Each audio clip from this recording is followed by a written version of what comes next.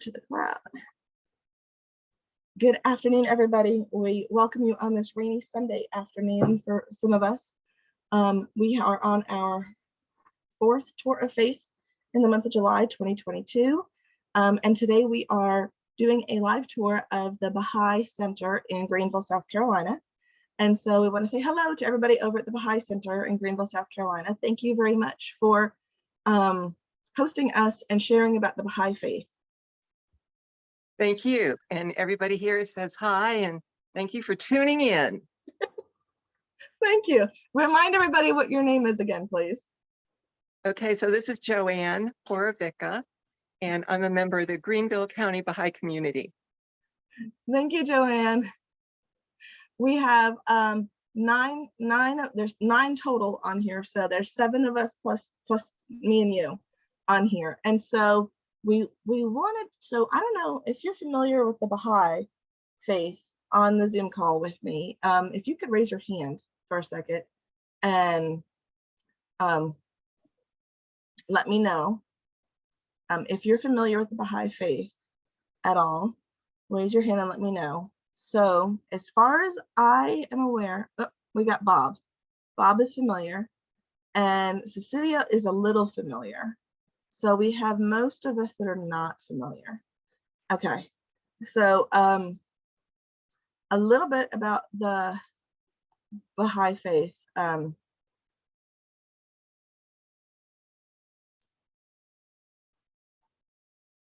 Catherine's heard a little of it, but does not know a lot about it.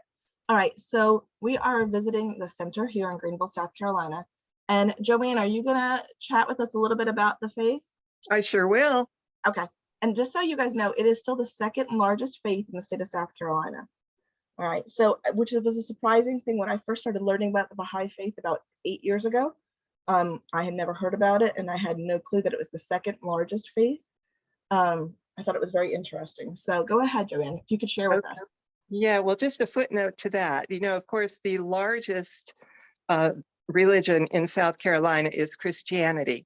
And it is so very much the largest that actually, I mean, you could collect a small group of people and it would be number 2. You know, it's not like the membership of the Baha'i faith approaches that of the membership of all of the Christian denominations in South Carolina. Right. Yeah.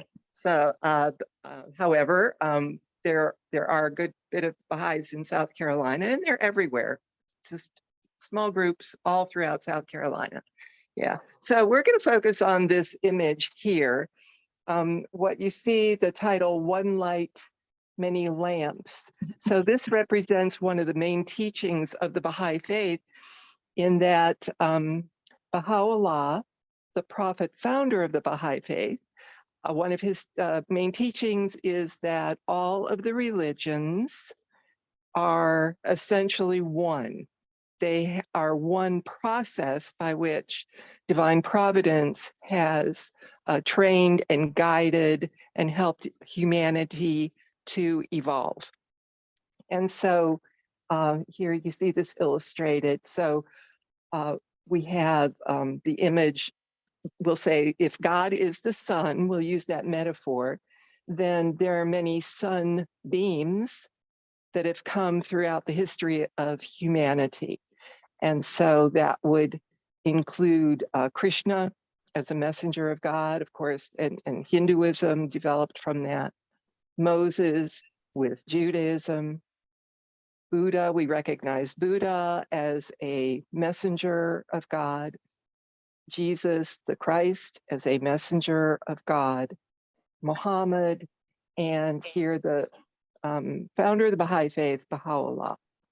So the quote is, "The essence of all the prophets of God is one and the same." Baha'i. So while the religions themselves differ in their social teachings and in their laws that are specific to a certain cultural milieu or historical era, the essence, the spiritual essence of all the religions we recognize as the same foundation and the same cause. So if you want to think of one word the most important word about the Baha'i faith, it would be this oneness. Along with the oneness of religion, Baha'is believe in the oneness of humanity, that everyone is from the same source. There's one human race, and all people are equal in the sight of God. So thank you. All right. So one of the questions we had was, does Judaism fit in here any place? What of David? And so Judaism, I believe, is down here with Moses, correct? right now, and this is not an exclusive chart. Okay, so we know that there are messengers of God who have come to guide humanity throughout history, perhaps that we have never even heard of. And in messengers that wouldn't be included necessarily in a traditional list of religions. So what do we know of messengers of God on the African continent? What do we know in South America, Native Americans? The Baha'is believe the messenger of God, this spirit of truth, has helped mankind universally. So this is a selection that focuses on the Abrahamic tradition and also a couple of Asian traditions. So Moses, of course, would be Judaism. Yeah. Right. Yeah. All right. And then can you tell me, like, I know this is just one of the banners that hangs in there. Do the lengths, right. One of the questions was, do the lengths of lines or the circles or the colors have any meaning, or is it just what was picked for the graphic? Well, if you could think of it like a timeline. So no, the colors don't have any significance that I'm aware of. It's the length of line, the shorter the line, the farther back in history. So of course, Hinduism, I don't know if we even know exactly when Hinduism started. I mean, it's one of the most ancient religions. Right. So really just that, a bit of a timeline. Okay. All right. Very cool. Yeah. Very cool. All right. So let's see. Do you know if Nicole was ready to take us around to go look at anything else over at the center there? I think she is. Thank you very much for explaining some of the beginning of the understanding of the Baha'i. Okay. Okay, we're gonna walk on over here to inside the center, and we have a bookstore area that she's going to talk about a few of the different books and kind of like what they mean, and then we're going to have some Q&A with some of the members of the center. All right, very cool. And this, everybody that's virtual know, this is Nicole Martin. She's one of our advisory board members here for Atlantic Institute in South Carolina.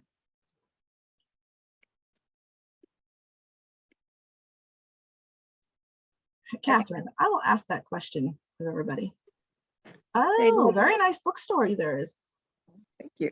Now at this point, I'd like to introduce Jamie Abercrombie, who's going to explain what some of these books are here that you see in the bookstore. Hi, how are you? Hello, doing good. How are you doing? Good. Thank you for helping us today and explaining some of what we're looking at. Okay, well, you're very welcome. You're very welcome. So I guess I would maybe start. Let's see. We've got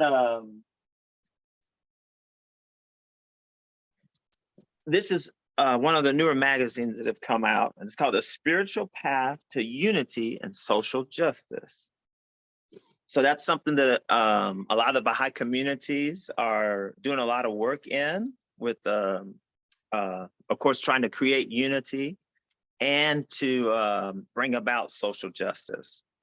So a lot of our core activities, like our children's classes or a virtues class that nurtures the tender hearts and minds of children, junior youth groups, which is part of this idea of of social and economic development. So these groups that channel the surging energies of the 11 to 14-year-old populations and neighborhoods.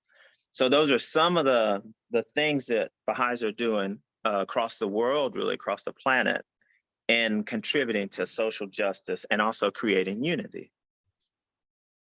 And so this book tells a lot about those things.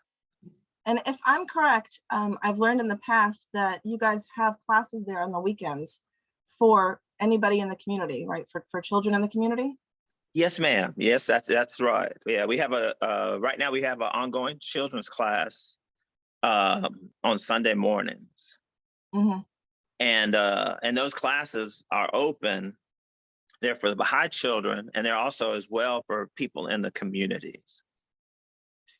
And I So think, this do Baha'i centers around other areas of the country have those open as well? Yes, yeah. So that's something that's pretty common. And even where you don't find a Baha'i center, you'll also find that Baha'is are doing outreach, reaching out to populations and engaging them in those same processes. So even if the building's not there, the activities a lot of times you'll find there. Sometimes we'll do them in community centers. So we have like in Florence, South Carolina, we have a lot of young people that are engaged in those types of programs. And the other thing that we're learning to do, this idea where the Baha'is across the planet are learning to marry worship and service.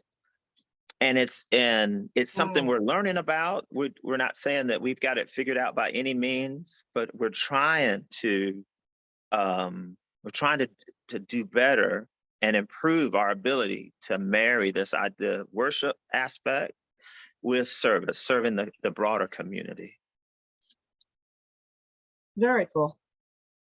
So this is another book. It's called Food, Farmer, and Community. And so in a lot of Baha'i communities, you're finding that people are doing these raised bed gardens. And sometimes the Baha'is have them at their place of worship. Other times the Baha'is are partnering with other organizations for this idea of growing food and teaching people how to grow food. The other aspect you're also seeing is that in these junior youth groups, they're part of the aspect of that junior youth group is to do a service project. And so sometimes these junior youth are also learning to grow and to grow food. And a lot of times they'll actually give away the food as part of the service project, maybe give it away to the elderly. Very cool. Very cool.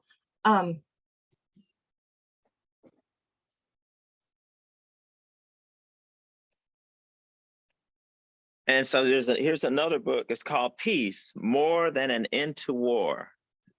And so that's something else that Baha'is across the planet are really engaged in, is to bring about peace. This idea that to oppose the thought of war with a stronger thought of peace. And so that's a big aspect of being a Baha'i. And it's one thing I think that I know, like for me personally, it brings me a lot of joy to know that I'm engaged and involved in a process that is trying to really end war, to bring about love and unity with our fellow humans on this planet. And it's even bigger than just, it's not just like a local thing, but it's really across the planet Earth. This idea that there's one humanity, there's one planet, there's one people, and that we all share this resource of the earth. And we have to learn to get along, work together, collaborate, consult to keep this earth a peaceful place for all of us. Yeah, very good. Very cool.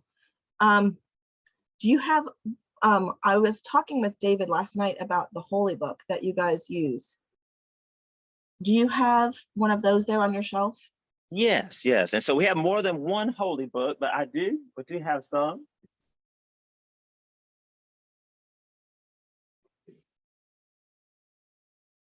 Is it on the right? There we go. Yeah, so this is the Kitabi Akdas, the most holy book. And this would be like our book of, one of the book of laws and ordinances. Yes, because I was explaining to David that most of the questions we've been asked before was like what version of the Bible was used in different tours of faith that we've had. And so I know that you guys use this. This is kind of like your holy book, correct? Yes, yes, ma'am. It's one of them. Right. It is. It's one of them. Right. And the author of this book or the originator of this book is from where? Yeah, so the originator of the Kitabi Akdas is Baha'u'llah himself, and it was a book. It was revealed by Baha'u'llah. Can you All right. explain what kind of things are in it? Like what are some of the laws or things that people are expected to? Right. So yeah, so in the Kitabi Akdas, Baha'u'llah really kind of sets forth the laws and ordinances for Baha'is to follow. And so like one of them would be fasting. And so Baha'is, once you reach the age of maturity, age of 15, that it is obligatory to pray and fast for 19 days from sunrise to sunset. And that usually happens like from March 2nd to March 20th. Do you only do that once or every year? We do it every year, and you do it really from like the age of 15 to maybe, I think you're not required at the age of 70, at 70 that you're not required to fast anymore. And some people who are in good health they might continue to, but that's the age range which we're required to fast, and it's a 19-day fast. And of course, if you're pregnant or nursing, if you're traveling, if you're sick, all those are like exemptions from having to fast. Okay, gotcha. Right. It's similar to what Muslims probably do is fast from sunrise to sunset, but you have a certain days that you do it. It doesn't travel on the calendar like it does for Muslims. That's right. That's exactly right. Right. It's the same every year, pretty much. And is there, one of the questions was asked, is there a specific reason for the length of the fast? Is there a specific, like if it's 19, is there a specific reason?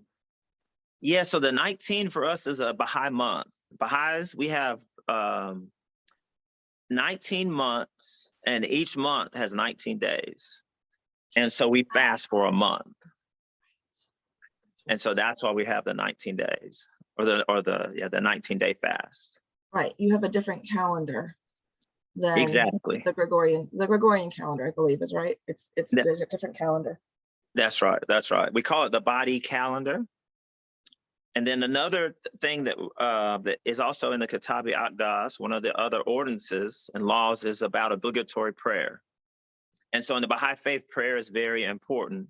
And in the Baha'i faith, we have 3 obligatory prayers, and people are free to pick one of those 3 to say in a 24-hour period. And so that's another, another aspect of Baha'i life, is that really that reliance on prayer and connection to God, growing closer to God through prayer. Is that one prayer every day, every 24 hours, or in that 19-day window? I'm just curious. you would exactly. Well, it's one every day. You're right. You pick one. So prayer you pick one of those specific prayers every day for 365 days. Or yes, but you could change. You wouldn't have to stick to the same one right. every day. Oh, very interesting. Okay. All right. Yeah, so that's the Kitabi Akdas. There's also the Kitabi Igan, which is the Book of Certitude, and it's also one of the holy books, and it talks a lot about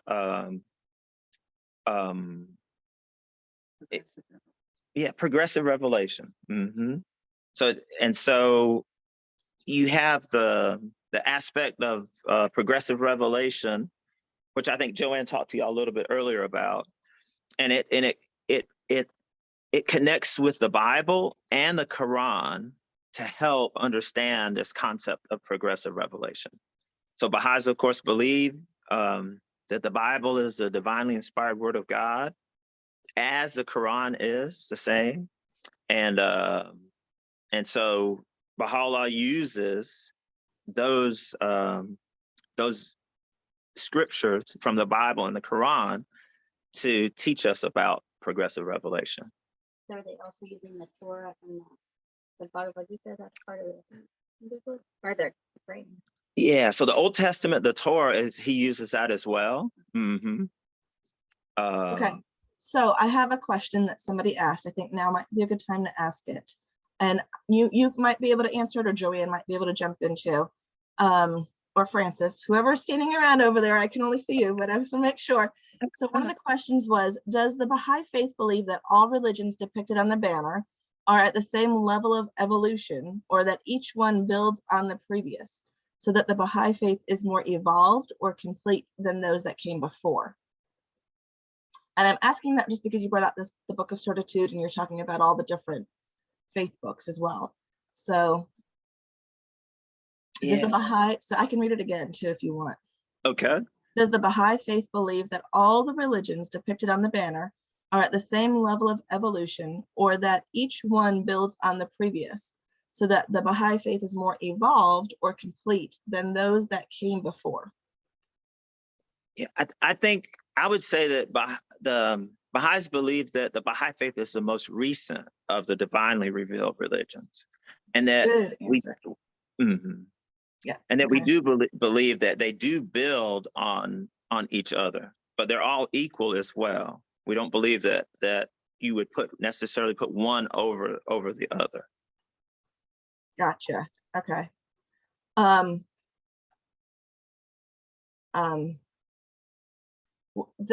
just ask it because we're over there and we're talking about the books that you had there about peace and unity. So one of the questions is, what do the Baha'i do to get people to achieve peace and unity? Is it universal peace and unity they seek, or only peace and unity within their own community? So Baha'is, so we believe that really that you have to start, well, first you really have to start with yourself as an individual, and you have to develop that peace and unity with yourself. And then, so in the Baha'i faith, we have institutions called the local spiritual assembly. So once there's 9 Baha'is in a certain area, then they would elect a local spiritual assembly. And then those 9 people would really create a level of love and unity amongst themselves to have a peaceful and relationship, to have an administrative order for a local Baha'i community. And so the Baha'is really believe that we start with the individual, then with the family, and then with the community, and then with a nation, and then with the world. But it kind of starts at the level of an individual and a family. All right, very good. Good to know. And thank you. I think it was Gail for asking that question. Okay, what else do you have over there on the shelves? All right. Anything else that's good to look at? I'll ask that in a second, Dory. Thank you for asking. So here's an interesting book on John Burke's Dizzy Gillespie, who happens to be a member of the Baha'i faith that was born, I believe, in Sharrah, South Carolina. And it's kind of a story of his life and a man, a trumpet, and a journey to bebop. Oh, very cool. Mm-hmm. And then here's, thank you. And then here's another, so this is like a child's Baha'i ABC book. So this is like a children's book.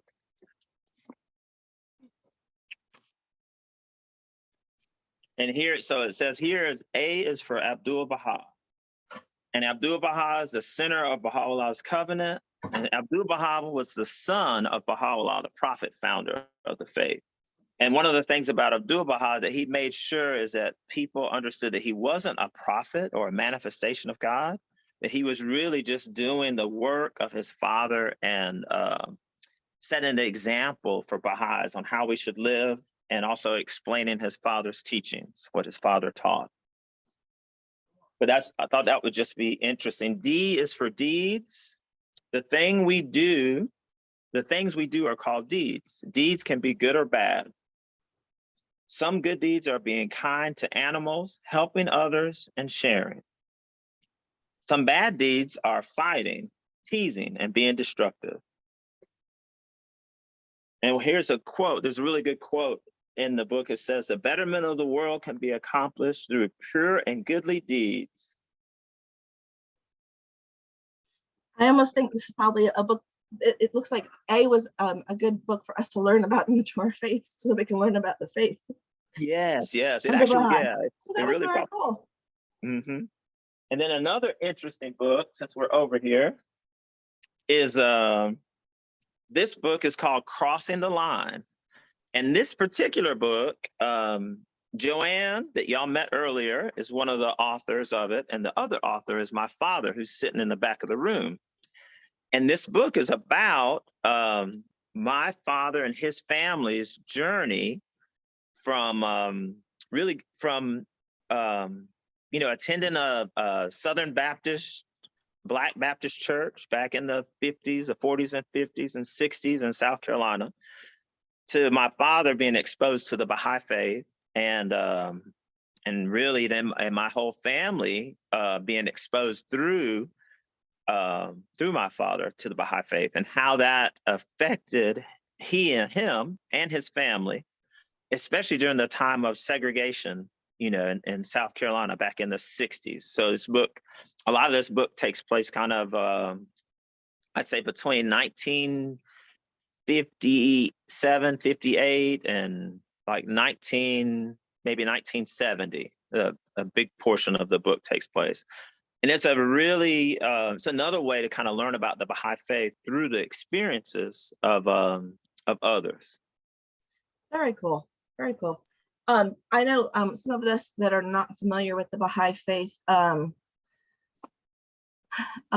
if you walk, when I've been to events over there at the center that you guys have, when you walk in, you will notice the diversity. So some of you that are on the call here, you might have never seen it, but I've been there before when they've had the anniversaries of the Bab for Torah faiths. In the past, they've done that for Torah faiths. And the thing that you will notice is people are in there in cultural dress, different cultural dress, even different foods. The foods are cleaner. Usually they're more vegetarian or vegan or earth friendly types of foods. I would say more natural foods. So those are some of the things that I've noticed when I've been over there in the center. Yeah, the food is definitely a highlight. The food is definitely a highlight. There's always something different. Yeah. I have a question for you. Cecilia was asking here. She said, which countries have the largest Baha'i faith? And are there any countries where the people of the Baha'i faith are persecuted for their beliefs? So India, the largest number of Baha'is on the planet Earth reside in India. And I don't know how many million it is. I want to say it's in the millions in India. And then Baha'is are persecuted in several countries right now. And of course, Iran, where the Baha'i faith was born, is one of the countries where they're persecuted the most. And they've been persecuted for a long time in Iran and continue to face persecution, imprisonment, people's property being vandalized or destroyed or even confiscated as well in Iran. Yes. And also that Iran is where some of our diversity of food. One of the perks of being a Baha'i is having a lot of these wonderful Iranian dishes that we enjoy. Some of these amazing rice dishes. And today we even had what was it? It was a cucumber lemon cucumber mint water. And it's in the kitchen. We got a little bit left over right now that we were talking about earlier, how much we enjoy it. Sounds great. All right, what's the book that you have there? And then we have another question to ask. Okay. So this book is called The Baha'is. And it's really just, it says contributing to an emerging global civilization. So I think one of the other interesting things to know is that Baha'is believe that the Lord's Prayer will be answered. So Baha'is don't believe that the earth will be physically destroyed, where like nobody's living on the earth. Baha'is believe that the kingdom of God on earth will come, that the earth will become like a heaven, but that God has given us the blessing, the opportunity to participate in it. And that it's something that we have to work and strive towards to build. And so when you look at the title of this, contributing to an emerging global civilization, so that's Baha'is believe that that's where we're headed, to an emerging global civilization. And in that civilization, we need to be truthful. So truthfulness is the foundation of all human virtues. That is a virtue that we're going to need to have this emerging global civilization. The betterment of the world can be accomplished through pure and goodly deeds and commendable and seemly conduct. So we have to have these pure and goodly deeds. We have to have commendable and seemly conduct with each other to advance this global civilization. So I think that's another concept that because some people kind of feel that the earth is going to be destroyed. We feel more like the earth will be made anew, and it's being made anew by the efforts of people trying to do these good deeds. If I remember correctly, it was like being made anew now, or in the present, like it was the design now, not that God was making it anew, but it was like all the people making it anew. Yeah, and I think, and so even, to kind of take it a step further for us, we believe that it's God's will that, and just as Jesus gave us that prayer, the Lord's Prayer, that it's ordained by God, but then it takes physical human effort to bring it into fruition. I'm gonna share my screen for 1 second for those of us on the call, and I'm just gonna show them the temples. Do you mind, or do you guys have a different plan? I just figured I'd show them real quick what one of the temples looks like.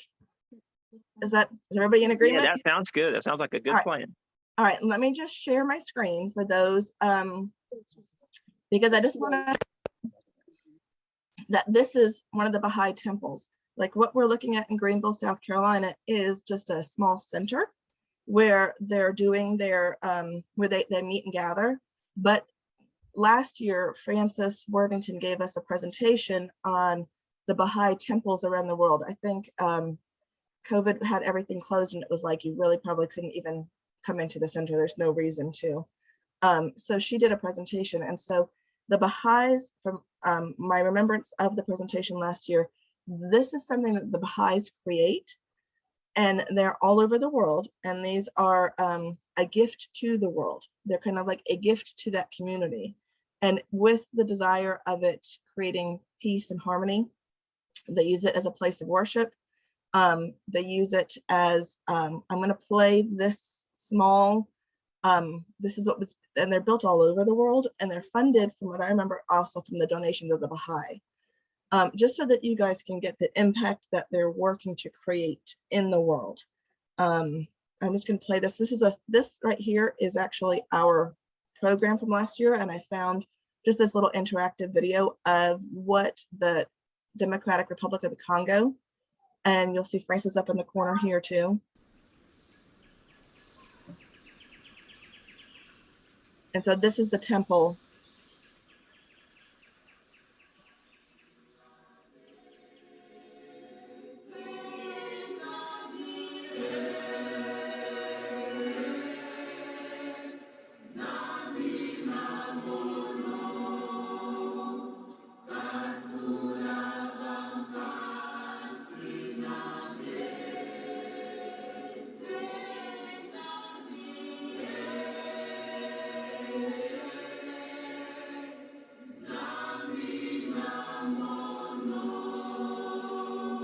I'm going to pause just so you can hear me, because I think when I share a video, you can't.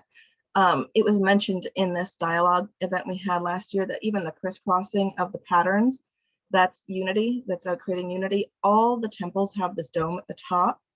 They're all, I believe, circular, so that there is nothing, it reminded me of King Arthur's round table. It was all circular.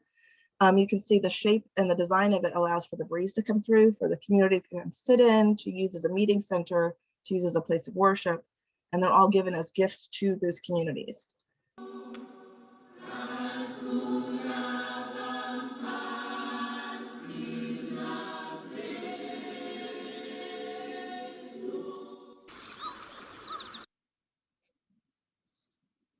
Now we're going down to local houses of worship. All right. Looked And we'll stop there. I just wanted to share with you guys what some of these were and what they look like. And Nicole over here, that is here, she said she's actually been to one of the temples up north. In Chicago, actually. Chicago. There's a temple in Chicago. It's very beautiful. We were just heading to breakfast. I had never heard of the Baha'i faith before.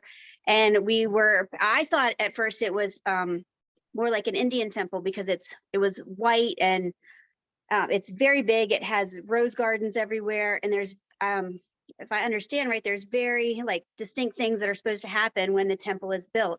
And I think the one in Chicago was built in like the 1920s, 1930s. I believe. 1953. Finished in 1953.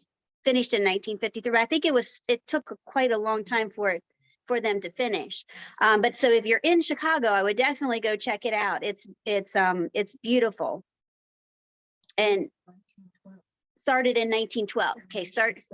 Okay, started in 1912. I knew it had taken a very long time for it to finish. We are going to go towards the back here. There is a shrine that is in Israel, and Ms. Francis is going to talk to us a little bit about that. Wonderful, thank you. So excuse the jiggle here for a minute. Oh, yes, and then yes, Gail was saying the one, yes, that looks like a lotus is the Lotus Temple in New Delhi, India. Yes, that it looks like the Opera House in Australia, but it's not. It's the lotus, and yes, and the lotus has a significance to it as well. I don't know that that's the best picture, because we got I a was little gonna bit say, of glare. I was gonna say if you can go up a little bit higher and Up higher. and angle it down, you might be able to see it. Oh, okay, let me try that. No. I don't know. Oh, yeah, there. I think that's better. That might be a bit helpful. I think that's better. Yes, they are all round. We'll ask Dory. We'll ask Francis here in a minute. Okay, so you're Hey, sort of Francis. looking at this. Hi there. You're sort of looking at the Shrine of the Bab, which is in Haifa, Israel. It is the resting place of the remains of the Bab, that's spelled B-A-B, who was the predecessor of Baha'u'llah. So very much like John the Baptist, he introduced Baha'u'llah to the world by having his own revelation, by preparing people for the advent of a new messenger from God. He was not received with great affection. You know what happened to John the Baptist, right? Wasn't a pleasant time. The Right. same kind of things happened to the Bab. He was martyred just a few years after he first initiated his revelation. And in fact, earlier today, we celebrated, observed the martyrdom of the Bab, because he was killed by a firing squad in Iran in 1853. Okay, see if I get that right. We're having to say a lot of dates today. So his remains were hidden. They were then moved by Baha'is little by little to Israel, because by then Baha'u'llah had proclaimed his own revelation, and he had been exiled to Constantinople, to Adrianople in Turkey, and then he was imprisoned in Akka, Israel, which is near Haifa. And so at that point in time, the Baha'is who had been hiding the remains of the Bab were able to finally sneak them into Israel. And eventually, the Baha'is were able to build a mausoleum which held his remains, and then erect this shrine. So you can see this shrine from the Bay of Haifa. So if you happen to be going to Israel, you'll notice it on the top of Mount Carmel, which, as you know, is a sacred place for many religions. So I don't know Yes. what else we can tell you today. Should we call a halt, Christina? I have a question. So can Yeah. we pan a little bit closer to the picture to see it, because we're seeing the people sitting, we're seeing the reflection pretty good. I was almost going to try to pull one up. We're Yeah, that having, might be a little bit better, but we got those lights in the back behind the you. lights are just, yeah, let's see if I stand. She's gonna turn another set of lights. Yeah, We shut That them better? off for a second. well, I don't know. Yeah, I think Deb. that, no, actually, yes, that is better, because I know there's the doors, but we can, if you see the center is the shrine area, and then there's the long walk, there's the, let me see my mouse.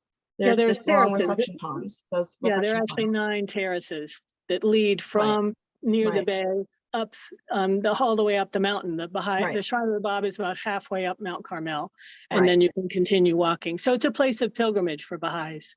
Right, yes, yes. Very cool. All right, so a question for you. I thought maybe it'd be good for you to ask. Okay, I'm going lights to are ask you. Are the temples, are they all round with various facets coming together in one center? Sorry, say that again. They are the One of temples.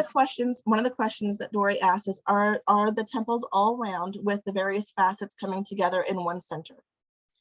Yes, the Baha'i Temples all have 9 sides. So you, instead of like a normal house, you would think of having maybe 4 sides. Baha'i Temples have rounds.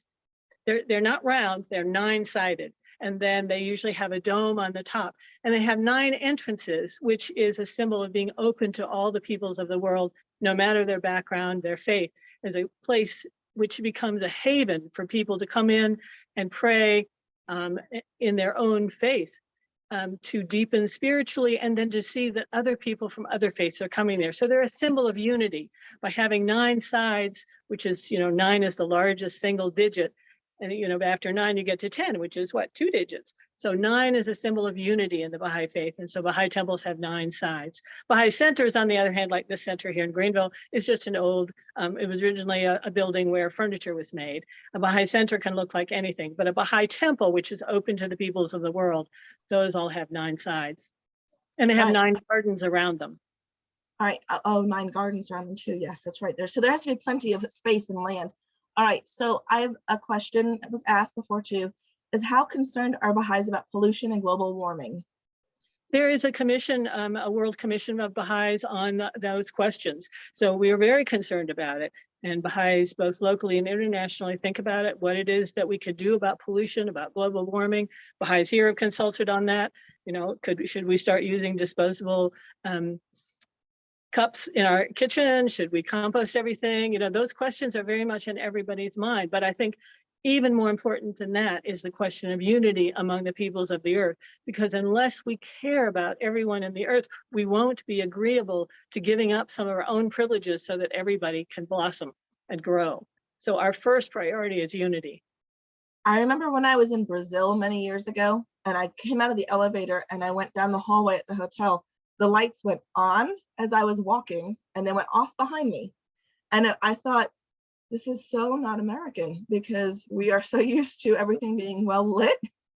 And, it was just kind of an interesting, it was a different feel to it, walking down a dark hallway that was lighting up as I was walking, but behind me, it was turning off, because it was all about conservation of energy and conservation of water.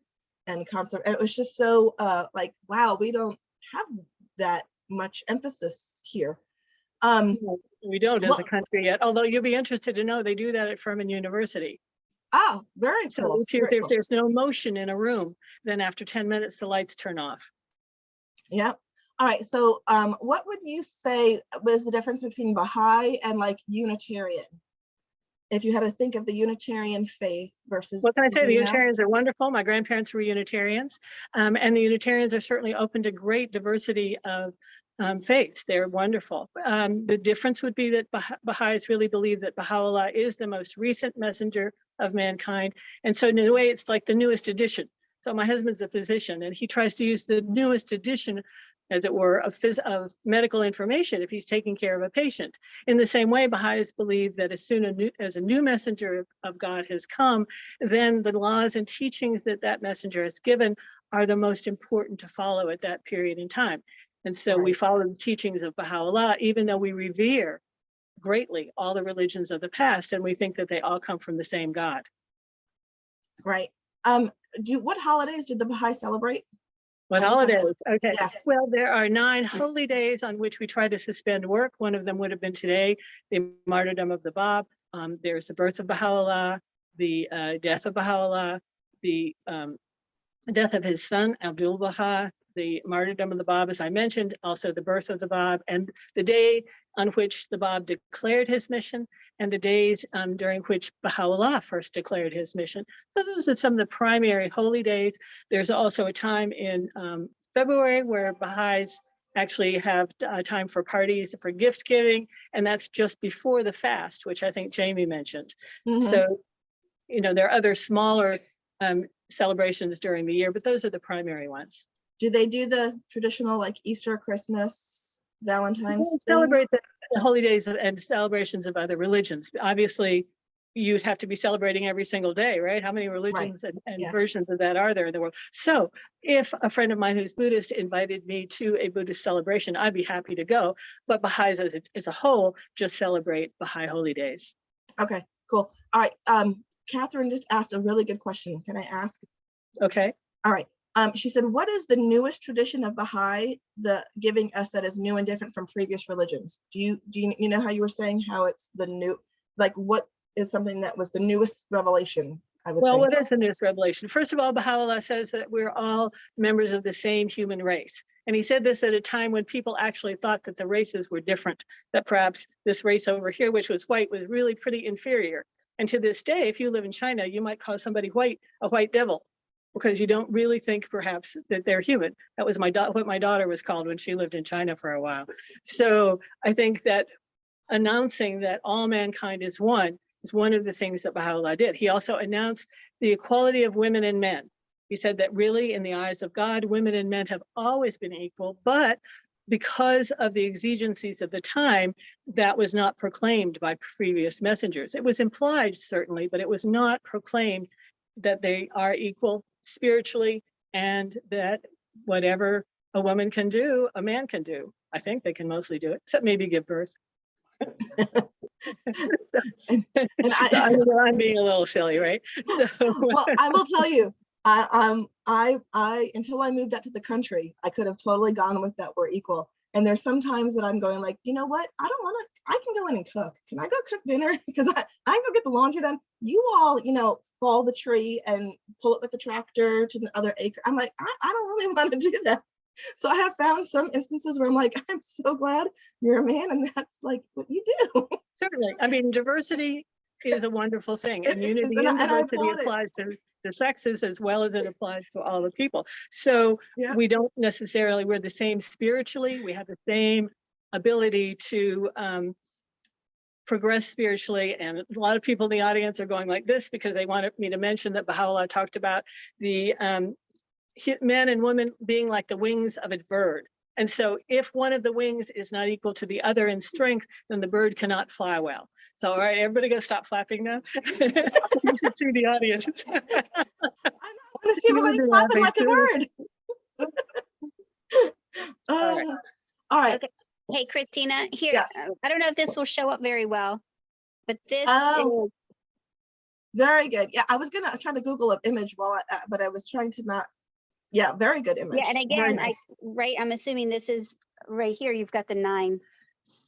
Is it I 9? think- It's gonna go around because you can't really tell in the It's picture. not a but- Baha'i temple, so it's not bound by. Oh, so you don't it have to is have a the same. shrine. Oh, It's a okay. shrine. All right, Like, I Francis. could only count a couple, so it's just like It's hard to guessing tell. what was on the other side. Francis, I had one more question for you because I know that All you're right, like. one more question, then we're quitting. I know. I'm sorry. I love you, and that I know you're good at this stuff. So this was thrown out in the beginning, and I didn't ask it yet. But one of the people were wondering if humans originated in Africa, is there a monotheistic faith associated with Africa that is older than Hinduism? Which I thought was a very thoughtful question, and you have a lot of knowledge. I would say that there's some things about the past that we don't have answers to. And that Okay. probably would be one of them. My son spent 6 months in Ethiopia when he was younger. And really the primary monotheistic traditions at that point in time, of course, are Christianity and Islam. and Judaism in Africa. We just don't know enough about previous revelations. So we really only have 6,000 or 7,000 years of recorded history. So obviously, if messengers of God have always come throughout time, then there must have been previous revelators. Whether or not people were ready to hear that there were only one God, nobody really knows. Even in the time of Abraham, people didn't want to hear that there was just one God. I did a lot of research on the life of Abraham, and I found that he was persecuted primarily because he was announcing that there really is only one God, and that the idols people had been worshiping really had no power. So he was moving people from worshiping the great power that nobody understood. They worshiped it in the form of nature, in the form of idols, recognizing that there was a power greater than they were, but not realizing it was invisible to human eyes. And so he was persecuted for that. So we don't know what wonderful and terrible things the people in Africa must have gone through. And Africa is a big country. So can we really even talk about the whole continent as one? Right, Africa is right. so large that you can fit parts of China and Russia and the United States and Japan and a couple other countries all into the size of Africa. Right, right. And to know all of its history would probably be tough. But I know you've written books, so I know like you've done a lot of research and back history on different things. We have hit an hour, and I know we were thinking we'd even be shorter than that. So we'd probably like to wrap up. I don't know if anyone has one last minute, or do you guys have anything else there to show quick, or anybody that would All right, like to share? I'm just gonna let you scan the Baha'i Center here. All right, we have people. We can ask people to wave. Hi, everybody. Thank you for flapping your wings. Okay, so now I'll turn you over to Nicole. Sure. I think Bob had a question too. So Bob, can you come back on and let me know if you had a question? I think I want to make sure. No, I actually didn't have a question, but I did want to make sure that you didn't forget about Dory's question about sexuality. Oh, it's at okay. 2:29 p.m. in the chat. Yeah. All right. Yes, that's right. So so I do have one more question. Dory was asking. Let me scroll up. What are the views on various sexualities from the Baha'i faith perspective? Well, number one, we're all human beings. We know biologically there's great diversity. Baha'u'llah asks that we use our sexuality primarily for the procreation of children and within a marriage between a man and a woman. Does that mean that we scorn people who have other ideas about how to approach sexuality?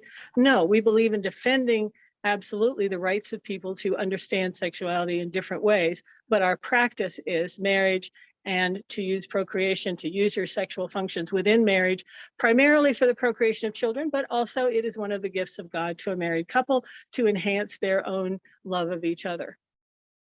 All right, very good, thank you. You have now finished and passed the test. All right, thank you very much, Nicole, for helping us and going around and taking a look at everything. All right, so I'm going to go ahead and stop recording, and we can go ahead and